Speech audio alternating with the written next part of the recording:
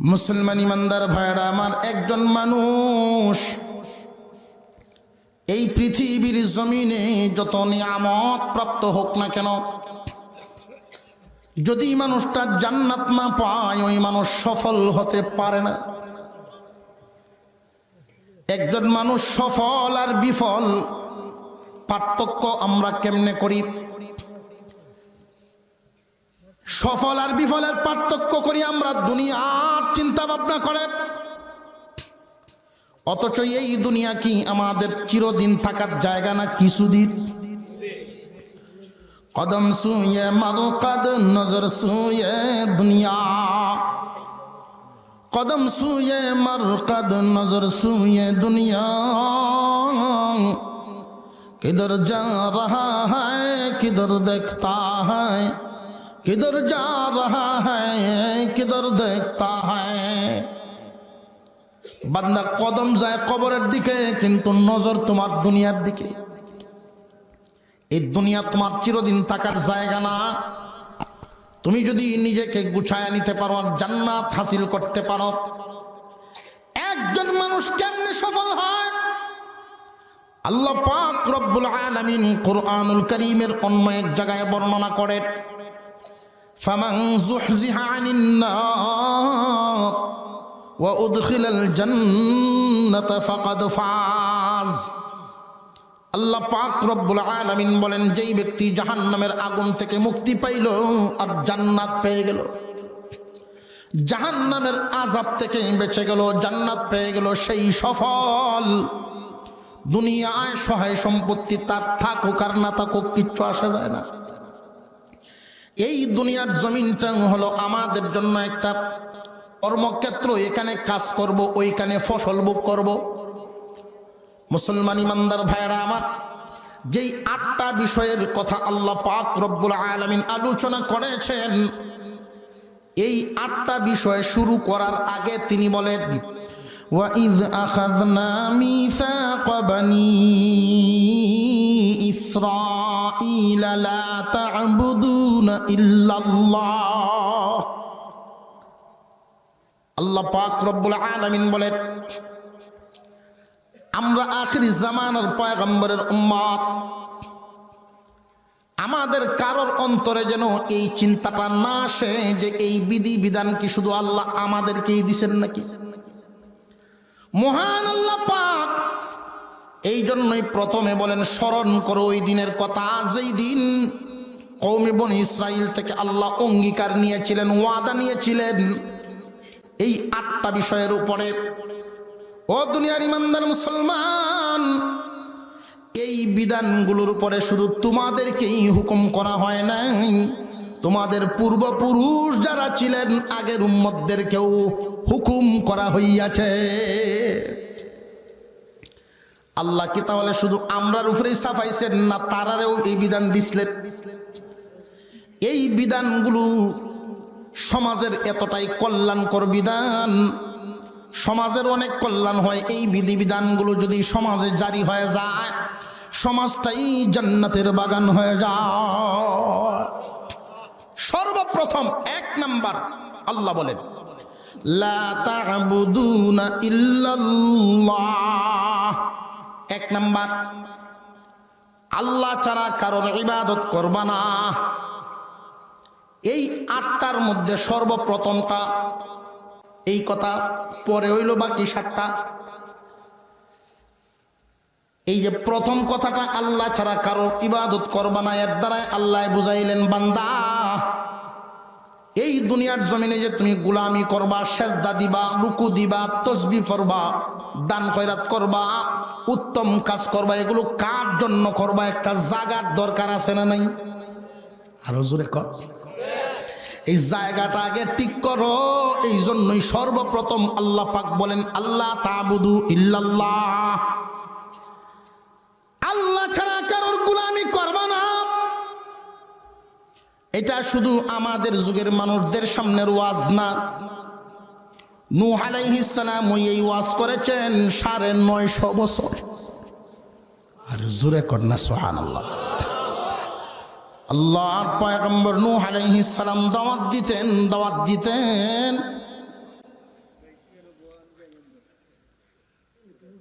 নূহ আলাইহিস সালাম যখন দাওয়াত দিতেন মানুষ এই কালিমা গ্রহণ করত না, ওনার দাওয়াত গ্রহণ করতেন না। রাতেও দিতেন, দিনেও দিতেন, রাতেও দিতেন, দিনেও দিতেন।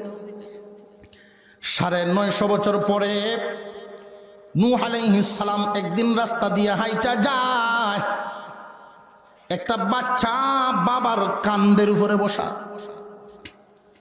বাবায় কান্দ লইয়া বাচ্চারে মাঝে মাঝে ঘুরে নি না, ঘুরে না ছোট বাচ্চারা রে। এই কান্দের বাচ্চাটায় বাবারে কয়, আব্বা আমার একটু নামাও। কেন রে বাবা? ওই যে নূহ পয়গম্বর যাইতেছে, আমি 2টা পাথর মেরে লই। নূহ আলাইহিস সালাম চোখ দিয়ে পানি গড়গড় করে ছেড়ে দিলেন। আল্লাহ, বুক বড় আশা ছিল আমার, রাতেও দাওয়াত দেই, দিনে দাওয়াত দেই, এই দাওয়াত তারা গ্রহণ করে না। আমি আশা করেছিলাম এই প্রজন্মের পরবর্তী প্রজন্ম যারা আসবে তারা গ্রহণ করবে, কিন্তু এই বাচ্চাটার কাজে আমি বুঝে ফেলেছি এই কাফিরেরা যাদেরকে জন্ম দিবে ওরাও কাফির হবে। আল্লাহ এদের ধ্বংস করে দাও, এদেরকে ধ্বংস করে দাও। আল্লাহ রাব্বুল আলামিন পয়গম্বরের দোয়া কবুল করে একটা সাগরে পরিণত করেছিলেন তামাম দুনিয়া। বন্যা শেষ হয়ে গেল, সব মানুষকে মেরে ফেললেন, শুধু ইমানদাররা রয়ে গেল। আল্লাহ পাক রব্বুল আলামিন নূহ আলাইহিস সালামকে একদিন ডাক দিয়া বলেছিলেন, তাফসিরে বায়ানুল কোরআনের মধ্যে উল্লেখ করা হয়, আল্লাহ পাক রব্বুল আলামিন নূহ আলাইহিস সালামকে বলেন, ও পয়গম্বর তুমি কি করছো? নূহ আলাইহিস সালাম কাঠ মিস্ত্রি ছিল ওনার পেশা, কাঠের কাজ জানতেন। এত বড় বিশাল জাহাজের মতো নৌকা নিজে একলা একলাই বানিয়েছে। ওনার কাজ, ওনার পারদর্শিতা হলো কাঠের কাজ করা। নূহ আলাইহিস সালামকে আল্লাহ পাক বলেন, তুমি কি করো? যে আমি নদীর পারে বসা। আল্লাহ পাক ওই দিন বলেছিলেন, নদীর থেকে কাদা উঠাও, ছোট ছোট পাতিল বানাও। এই ছোট ছোট পাতিল বানায় সারিবদ্ধ করলেন। একজন মানুষ যেই কাজে পারদর্শী ওই কাজ করা তার জন্য সহজ, কিন্তু যেই কাজে পারদর্শী না ওই কাজটা তার জন্য অনেক কঠিন। খুব কষ্ট করে পাতিলা বানাইলেন, সারিবদ্ধভাবে অনেকগুলো পাতিলা বানাইয়া উনি খুব শখ করে দেখতে লাগলেন। নিজের হাতে বানাইছেন, রুদ্রে শুকাইতেছেন, শখ করে দেখতেছেন। এমনি আল্লাহ পাক রব্বুল আলামিন বলেন, পয়গম্বর একটা লাঠি হাতে এলো, পাতিলাগুলো ভেঙে ফেলো। নূহ আলাইহিস সালাম পাতিলাগুলো এভাবে আঘাত করেন, বাঙ্গেন আর বাঙ্গেন, আর আফসোস মনে মনে একটু ধাক্কা লাগতেছে। মহান মৌলাই করিম ডাক দেয়া বলেন, নূহ পয়গম্বর মাটির একটা পাতিলা তোমার কিছু কইতেও জানে না, চাইতেও জানে না, খাইতেও জানে না। এগুলো বানাইয়াই যদি তোমার এমন কষ্ট লাগে, বলো দেখি পয়গম্বর ওই মানুষগুলোর যে আমি মারছি বন্যা দিয়া, যখন ওই কাফেরদেরকে আমি ডুবাইছি, আমি আল্লাহর কেমন মায়া লাগছে। আল্লাহ পাক চান না কোনো মানুষকে জাহান্নামে জ্বালাইবার জন্য, সব ব্যবস্থা রাখছেন জান্নাতে যাওয়ার, কিন্তু বান্দা যায় না। মহান মাওলাই কারীম বান্দার প্রতি কি পরিমাণ দয়াল। আল্লাহর দয়া মায়া 100 ভাগ করিয়া 99 নিজের কাছে রাখছেন, 1 ভাগ দয়া মায়া তামাম সৃষ্টি জগতের মধ্যে বন্টন করে দিছে। এই 1 ভাগের বন্টন তামাম সৃষ্টি জগতের মধ্যে করতে গিয়া সব সৃষ্টজীবী তো পাইল, এর মধ্যে মানুষেও পাইছে। গভীর রজনীতে আপনি বাড়িতে গেলেন, উঠানে গিয়া যখন ডাক দিবেন সবার আগে মা দরজা খুলবে। মাগো তুমি কি ঘুমাও নাই? না ঘুমাই নাই। তুই বাহিরে থাকলে আমার চোখে ঘুম আসে না। ওই 1 ভাগের একটু অংশ পাওয়ার কারণে উনি ঘুমাইতেই পারেন না। আমি একদিন গভীর রজনীতে মাহফিল শেষ করে কিন্তু গিয়ে ঢুকলাম শহরে, এমনি দেখি একজন আমার পরিচিত মানুষ থানার সামনে ঘুরতেছে, পাওয়ে জুতা নাই। খুব সরল সহজ মানুষ, 5 ওয়াক্ত নামাজি, অনেক মাহফিলে উনি সাক্ষাৎ করেন, দোয়া চায়। দোয়া চাইতেন, ওনার একটা ছেলে কথাবার্তা শুনে না, অনেক খারাপ ছেলেদের সাথে চলাফেরা, এটাই ওনার দুঃখ। আমি গাড়িটা থামায় জিজ্ঞাসা, কি হয়েছে আপনার? হাউমাউ করে কান্না শুরু করছে, হুজুর আমার ছেলেটারে পুলিশে ধরে লইছে। সন্ধ্যার পর থেকে কত মানুষের কাছে দৌড়াদৌড়ি করলাম, ছুটাইতে পারি নাই। বলছে সকালে চালান করব ওইখান থেকে জামিন করে আনার জন্য। ঠিক আছে, সকালে তো দিবেই জামিন করা, কালকে তো পায়া লাইবেন, এখন আপনি এখানে ঠান্ডার মধ্যে কষ্ট কেন করতেছেন? বাড়ি যান। হুজুর আমার বাড়ি যাওয়া মন চায় না, জুতা ছাড়া হাঁটতেছে ঠান্ডার মধ্যে। কাস্টুরির ভিতরে আমার ছেলের কোনো বিছানা দেওয়া হয় নাই, তার পায়ে জুতাও নাই। ফুট কাস্টুরির ভিতরে যেমন, বাপ বাহিরে ঘুরায় এমন। কেন রে বাবা? ওই 101 ভাগের মায়ার একটু অংশ পাইছে। মহান মাওলা কারীমের কাছে 99 বলেন আল্লাহু আকবার। আল্লাহ পাক রব্বুল আলামিন বলেন, ওয়া ইয আখাযনা মিসাকা বানি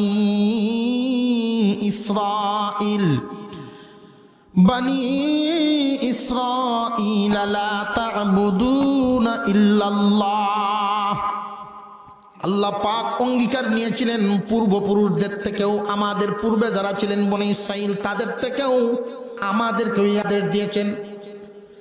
আল্লাহ বলেন, বান্দা এটা শুধু তোমাদের উপরে নয়, পূর্বপুরুষ থেকেও নেওয়া হয়েছে। নূহ পয়গম্বর এই দাওয়াত দিয়েছে, আল্লাহ ছাড়া কারোর সামনে মাথা নত করবা না, আল্লাহ ছাড়া কারোর গোলামি করবা না।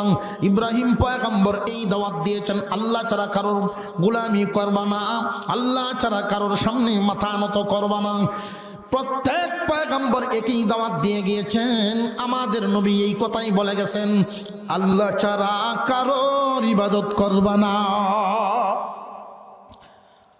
কুরআনুল কারীমের ভিতরে সবচাইতে ছোট একখান সূরা, সূরা কাউসার, ইন্না আতাইনা সূরা, অনেকেরই শুনতে শুনতে মুখস্থ আছে। এক আয়াতে মহান মাওলা বলেন, ফাসাল্লি লিরাব্বিকা ওয়ানহার। সম্বোধন করেছেন আপনার আমার নবীকে, কিন্তু হুকুমের আওতায় কিয়ামত পর্যন্ত সমস্ত উম্মতে মুহাম্মাদি। ও দোস্ত আমার, আল্লাহ পাক রব্বুল আলামিন তোমাকে যেই পরিমাণ নিয়ামত দান করেছেন, নিয়ামতের শুকরিয়া আদায় করো। মহান আল্লাহ আমাদেরকেও নিয়ামত দিছেন না দিছেন না? মহান আল্লাহ আমাদেরকেও নিয়ামত দান করেছেন। নিয়ামতের শুকর আদায়ের জন্য বলছেন কেমনে? 2 পদ্ধতিতে, শারীরিকভাবে, আর্থিকভাবে। শারীরিকভাবেও আর্থিকভাবেও আল্লাহর শুকর আদায় করা, মহান আল্লাহর দরবারে কুরবানি আদায় করা, মানে ত্যাগ দেওয়া, দান। এটা যে করবেন একমাত্র আল্লাহর জন্য করবেন। কিন্তু এই দুনিয়ার জমিনে অনেক মানুষ আল্লাহর জন্য করে না, অন্য উদ্দেশ্য অনেক কাজ করে। আরো জোরে, ইলেকশনের আগে নামাজি বাড়ে, বন্ধু বান্ধব খার হইবে যখন ছবিটি তোলার আগে হচ্ছিম তো গুরান দেয়, টুপিটা মাথার দিয়ে ফটো তুললে চেহারাটা অন্যরকম লাগবো। মানুষে কইব আগে যে তাই করছে না হচ্ছে, হন দেয়া যায় ঠিক হয়ে উঠছে। উদ্দেশ্য এক একজনের এরকম আছে না নাই? এরকম মানুষও আছে। প্র্যাকটিক্যাল দেখে আপনারা বলি মাঝে মাঝে, 1 ওয়াক্ত নামাজ 2 বারও পড়ে। কেমনে? আসরের নামাজ 4টার সময় এক মসজিদ, বাট এই দিক দিয়ে বাইরে সালাম কালাম দিতেছে, সবাই স্বপ্ন লয়ে করতেছে। 4টার সময় জমাতো শরীক হয়েছে, সবার হাত দেয়া সাক্ষাৎ করিয়া দৌড়ে যে উত্তর হরা মসজিদে গেছে, গিয়া দেয় 6:60 জমা। ওহন যদি কয়ে যাবে ফুরিয়া উঠছি, কেউ বিশ্বাস করতেও পারে, নাও করতে পারে, এটা কই দেয়। যদি না পড়িয়া যাই গিয়া কবে যে দেখ মসজিদ আইলো 10 হয়ে গেল আমার হলো না, যা আছে বক্তে বরাতে কারো আল্লাহর নাম লইয়া।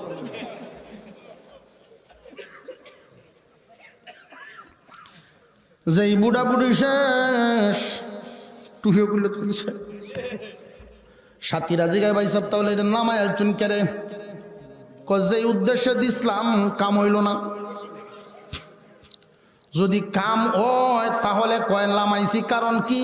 কারণ খালি নামাজিরা তো আমারে বুট দিছে না, সব দলের মানুষ আমারে বুট দিছে, সুতরাং সবাত যাওন লাগবো, গানও যাওন লাগবো। এমন মানুষ আছে না নাই? আল্লাহ আল্লাহ, বড্ডা ফদের লাগিন বইয়া থাকে তু তারাই ঠিক নাই। মসজিদ মাদ্রাসা পরিচালনা করার জন্য যোগ্যতার দরকার আছে না নাই? আলহামদুলিল্লাহ, অনেক মানুষ এমন আছেন মসজিদ মাদ্রাসার সাথে সম্পৃক্ত হওয়ার কারণে অনেক পরিবর্তন হয়ে গেছে আমলের। নিজের ভিতরে অনুভূতি আনা চাই, তোমার আল্লাহ নবীর বাগানের খাদিম বানাইছে, কমিটির সদস্য বানাইছে, এটা দুনিয়া নয়, এটা আখিরাত। মসজিদের সভাপতির পদ যদি না দেয় বেটা মুষ্টি বন্ধ করে দিত চায়।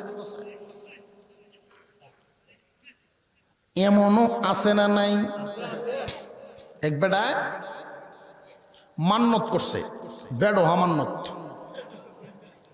এটা কিরকম? আমার এই মনের আশাটা যদি পুরো নয় আমি শয়তানরে মিষ্টি খাওয়াই।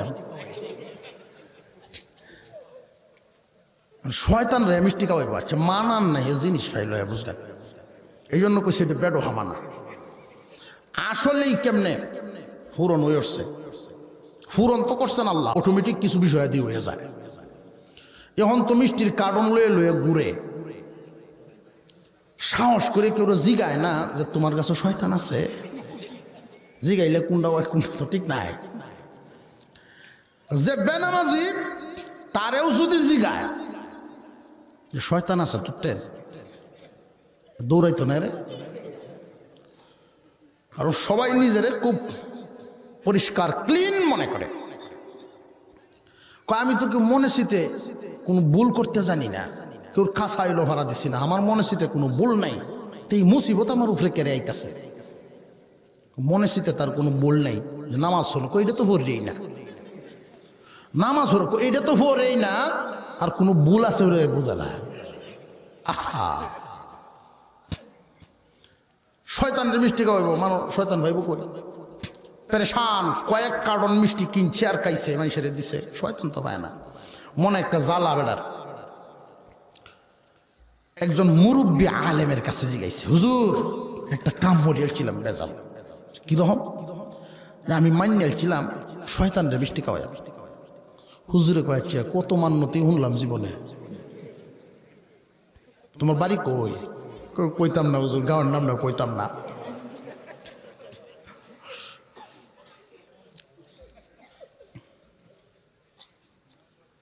শয়তানরে মিষ্টি খাওয়ানো এই তামান্য পালন করন লাগে না, যাবে বাড়ির যা। হুজুর মনটারে বুঝাইতাম পারি না, একটু সান্ত্বনার তো দরকার। কইতে শয়তান করতে দরিয়া নাম, তোর একটা পরামর্শ দিতাম পারি। কি? সমাজও কিছু লোক আছে, এই সমস্ত লোক যদি দেখস যোগ্য না, এরপরে ওইটার লাগিয়ে দৌড়ে লাখ ফাইনান্স জানো ফাল মারে হেন। মসজিদ মাদ্রাসা ইসলামের মার্কাজ, ইসলামের যত নিদর্শন আছে এর মধ্যে মসজিদ মাদ্রাসা অন্যতম। এই সমস্ত কাজের সাথে সম্পৃক্ত হলে, বিশেষ করে মসজিদের পদ লইলে, আল্লাহর ঘরের পদ, কত মানুষ যে বিপদে পড়বো আসরের দিন। আল্লাহ ডাক দিবে, হুনাই মেয়ে নামাজ কেড়ে ফুটছিলে না, তুই তো মসজিদের সভাপতি আসলে, মসজিদের সভাপতি নামাজ পড়ে না। আমি তো শুক্রবারে গেছিলাম, এই শুক্রবারের টেলাটায় সভাপতির পদ লই তো চাই কেন? শুক্রবারে মসজিদে গিয়া আমি আওয়াজটা দিতাম একটু উঁচা হরিয়া, আওয়াজটা যা একটু শক্তে দিতারে মসজিদ, এই বড় মাতবর আর একটু জোরে কর। আল্লাহর ঘরের সাথে চরম বেয়াদবি হয়। আল্লাহর ঘরের সাথে গিয়া যদি বেয়াদবি করে, আল্লাহর সাথে বেয়াদবি না? এই সমস্ত স্বভাব যাদের আছে, যদি দেহস মিষ্টি দুইটা খাওয়াই লাইস, হুজুর আছে আছে খাওয়াই লাইস, বুঝিস এর গাছের গাঢ় শয়তান আছে। মহিলার মধ্যে যদি ফাঁক চই বেডি এক কানো পাস খাওয়াই লাইস 2-3 কেন? যে এরা এক কানো বই তারলে তসবি হতো না। কার কিতা আছে না আছে কুজ্জে কুজ্জে বের করবো। আর একটু জোরে কর। আমরা কেলা কেলা ঘুমাই তো আত্মুল লাইন থেকে বল এই যে ও মাশাআল্লাহ মাশাআল্লাহ। মুসলমান ভাইয়েরা, আমি কয়টা বিষয় আলোচনা করাম আজকে, আসলটা কিন্তু ঠিক রাউন লাগবো আমার।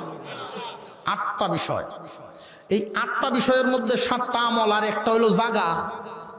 7টা আর একটা হইলো জাগা। এই 7টা কাজ করব কার জন্য? এই কথাটাই আল্লাহ সর্বপ্রথম বলেন, লা তা'বুদুনা ইল্লাল্লাহ। বান্দারে আল্লাহর ইবাদত তুমি করবা না কেন? এমন মালিক পাইবা কই? তুমি তোমার মার গর্ভে যখন আসছো, কেউ তোমার খোঁজখবর নেয় নাই, কেউ তোমার চাহিদা পূরণ করে নাই, করছেন একমাত্র বান্দা। তোমারে যখন কেউ চিনত না, তুমি কোনো উল্লেখযোগ্য বস্তুই ছিল না। আমাদেরকে আল্লাহ পাক যেই বস্তুটার মাধ্যমে তৈরি করেছেন, যেই পানিটার মাধ্যমে, এটা মুখেও পর্যন্ত উল্লেখ করা যায় না। সন্তানের সামনে বাবাই উচ্চারণ করতে পারে না, এত নিম্নমানের বস্তুর থেকে আমারে বানাইছি। আর এখন বাহাদুরির শেষ নাই। আল্লাহ পাক রব্বুল আলামিন বলেন, বান্দা মা বাবা দুইজনের মিলনের মাধ্যমে তারা তো আরমায়েশ করে ফেললো, কিন্তু আমি আল্লাহ খুব সূক্ষ্মভাবে তোমার মার রেহেমের ভিতরে তোমারে আমি অবস্থান দিলাম। তিল তিল করে ওইখানেই তোমারে আমি বড় করলাম। এই পৃথিবীর জমিনে ভূমিষ্ঠ হওয়ার আগেই তোমার সরঞ্জামাদি সব আগে বাড়ায় দিলাম। তুমি দুনিয়াতে ভূমিষ্ঠ হইয়া কি খাইবা, কি পড়বা, সব ব্যবস্থা আমি আগে করছি। উনি কে? মোহাব্বতের সাথে উচ্চারণ করবেন, উনি কে? আল্লাহ পাক রব্বুল আলামিন বলেন, বান্দারে তুমি যখন তোমার মার সাথে ঘুমাইতা, মার হাতটা যেন ঘুমের ঘরে তোমার নাক মুখের উপরে পড়ে শ্বাস বন্ধ না হয়, একজন ফেরেশতা দাঁড় করায় রাখতাম। এই ফেরেশতায় আস্তে করে হাতটা সরায়া তোমার শ্বাস ফেলার ব্যবস্থা করে দেয়। আমি ফেরেশতাদেরকে ঘোষণা দিই, আল্লাহ পাক বলেন, ফেরেশতারা আমার বান্দার খেদমত করো। আমি আমার বান্দার কাছে এখন কিছু চাই না, সব শুধু তারে দেই, সব শুধু তারে দেই। বান্দা যখন বালেগ হইব, ওই দিনের জন্য মহান মৌলাই কারীম বলেন, ফেরেশতারা এই বান্দারে আমি এখন দিতেছি, বান্দা এক সময় বড় হইয়া আমি আল্লাহর সেজদা দিব। কিন্তু এই সেজদা তো কেউ দেয় না, অনেকেই মানে কিন্তু করে না। সেজদা যে দেওয়ান লাগবে একমাত্র আল্লাহকে, এটা আমাদের দিলের ভিতরে আছে না নাই? কার কার আছে একটু হাত তুলেন দেখি। নারায়ে তাকবীর, নারায়ে তাকবীর। এটা ঈমান, এটা ঈমানি একটা চেতনা। মহান মৌলাই কারীম এমন দিলটাই, এই মনটাই আমাদের কাছ থেকে আল্লাহ চাইতেছে। রে বান্দা, তোমার মনটা আগে আমারে দাও। লা তা'বুদুনা ইল্লাল্লাহ, এক নম্বরে আমার পাওনা দাও, আমার পাওনা। আল্লাহর পাওনাটা কি?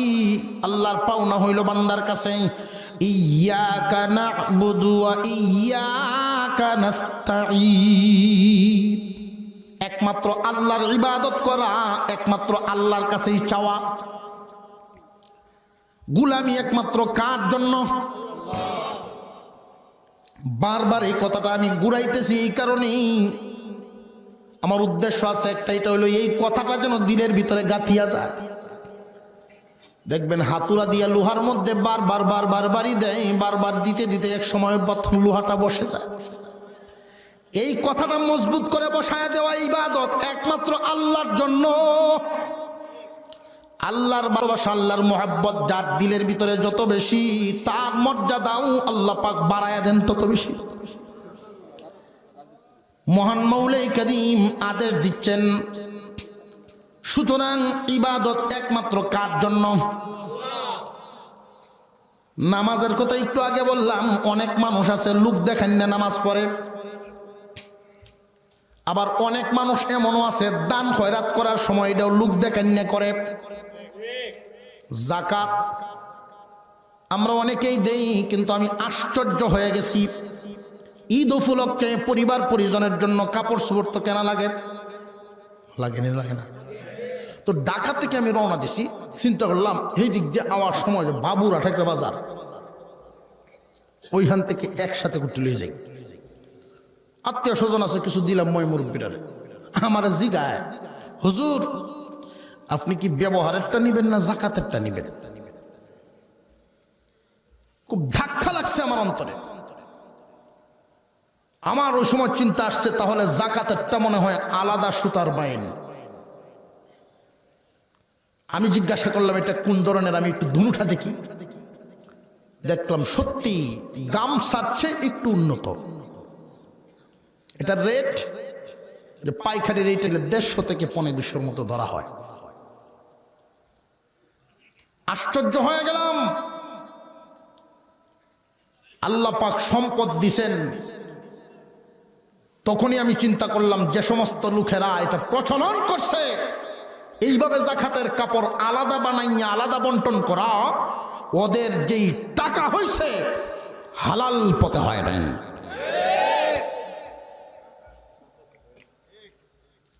মাইক মারায়া দেয়, আমি আগামী সপ্তাহ যাইতেছি, মাইকটা মার, যাকাতের কাপড় দেওয়া হইব। যাকাত কিভাবে মাইক মারি দেওয়া? যাকাত তোমার উপরে ফরজ, তুমি তোমার মাথার বোঝাটা নামাইবা গরিবদের বাড়ি বাড়ি ঘুরিয়া। মাইক মেরে দিছে, এর উদ্দেশ্য হইল যে মানুষ বুঝুক যে আমি আগের হে কালা দিনও নাই, এখন লাল দিন আমার। আর একটু জোরে কর, আল্লাহ তা'বুদু ইল্লাল্লাহ। শারীরিক আর্থিক যত ইবাদত একমাত্র কার জন্য? প্রথমেই তিনি এই কথাটা বলি আমাদের মনটাকে আগে শক্ত করছেন। 2 নাম্বার আদেশ মহান মাওলাই কারীম বলেন, ওয়াবিল ওয়ালিদাইনি ইহসানা।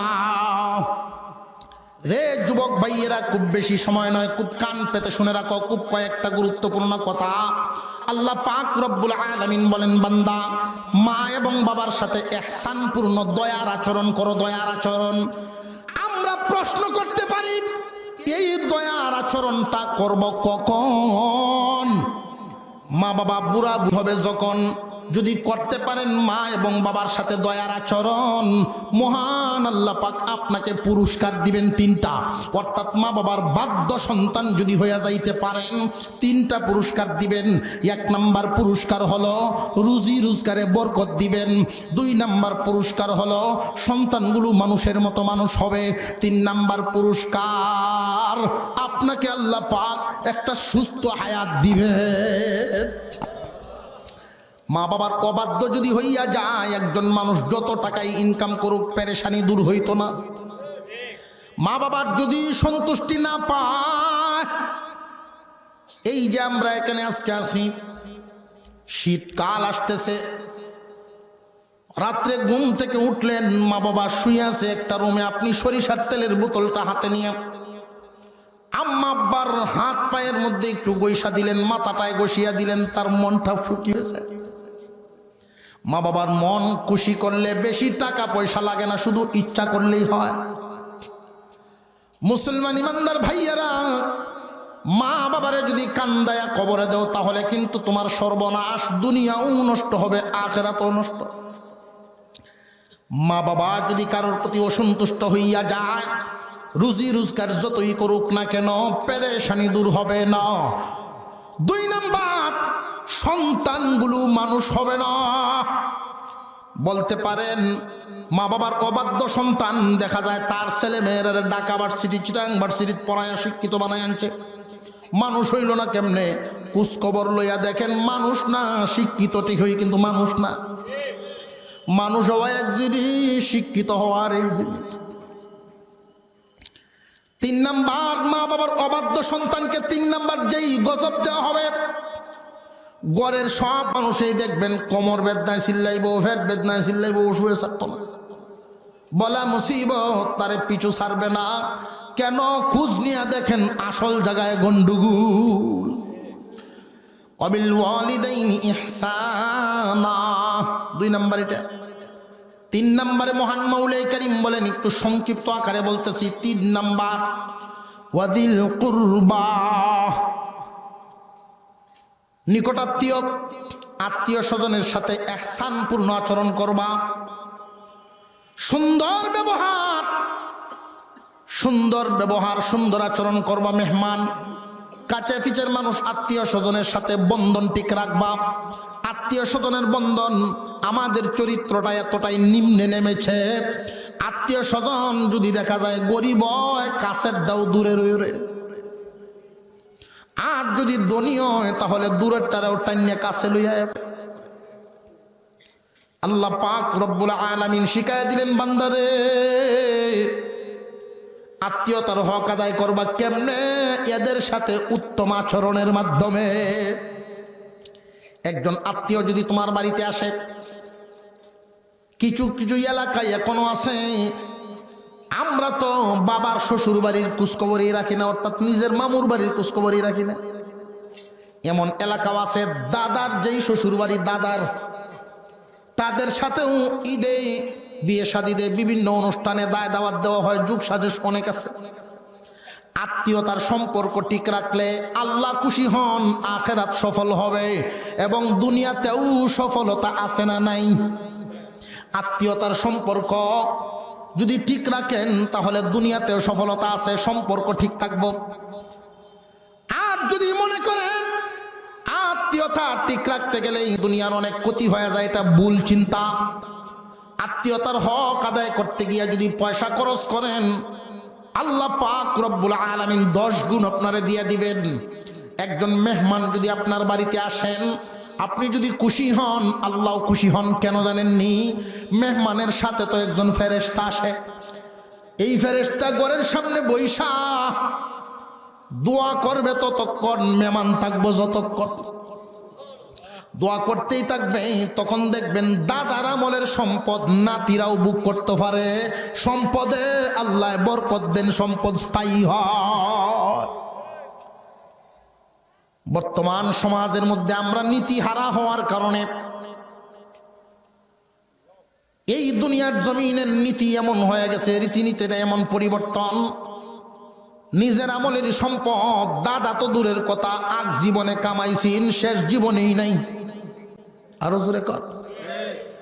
সম্পদের ব্যবহার কোন জায়গায় কি করুন এটা আমরা বুঝি না। আত্মীয়তার হক আদায় করবেন, এই আত্মীয়তার হক আদায়, এদের সাথে উত্তম আচরণ। এর মধ্যে একটা কথা হয়তো অনেক মাহফিলে আরো বলছি, এটা আবার রিপ্লে করি, বোনের ওয়ারিশ ঠিক মতো আদায় করবেন।